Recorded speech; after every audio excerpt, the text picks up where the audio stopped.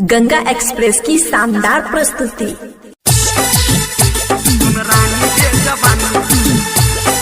अभी आप सुन रहे हैं धर्मेंद्र निर्मलिया को।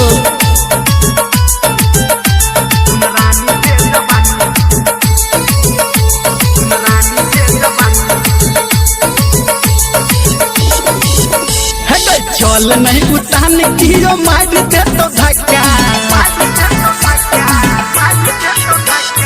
चल नहीं उतान कियो मार दे तो धक्का, चल नहीं उतान कियो मार दे तो धक्का। सुन रानी गे जवानी तोहरा लागो गोल गप्पा, सुन रानी गे जवानी तोहरा लागो गोल गप्पा।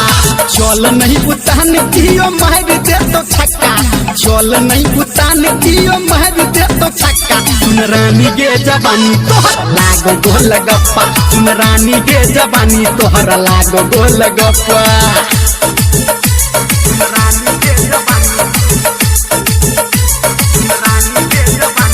गंगा एक्सप्रेस की शानदार प्रस्तुति। गोरे गोरे गाल तोहर, कारी कारी बाल तोहर, होटबा के लाली ही लाग छो कमाल तोहर। गए गए गोरे गोरे गाल तोहर, कारी कारी बाल तोहर, होटबा के लाली ही लाग छो कमाल तोहर। बन नहीं तू बेसी नहीं तो मार दे तो धप्पा, बन नहीं तू बेसी नहीं तो मार दे तो धप्पा। सुन रानी गे जवानी तोहरा गोल गप्पा, सुन रानी गे जवानी तोहरा लागो गोल गप्पा।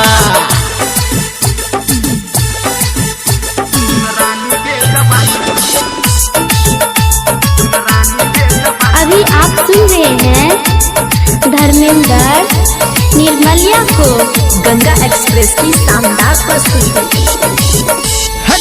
पतली कमर तोहर लगबे लहर तोहर, अपना बना के ई ढाहिया कहर तोहर।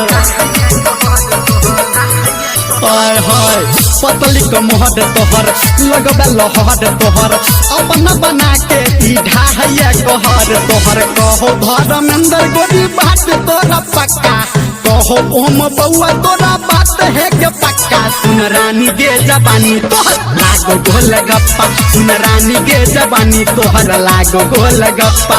चल नहीं उतान कियो मार दे तो धक्का, चल नहीं उतान कियो मार दे तो धक्का। सुन रानी गे जवानी तोहर लागो गोल गप्पा, सुन रानी गे जवानी तोहर लागो गोल गप्पा।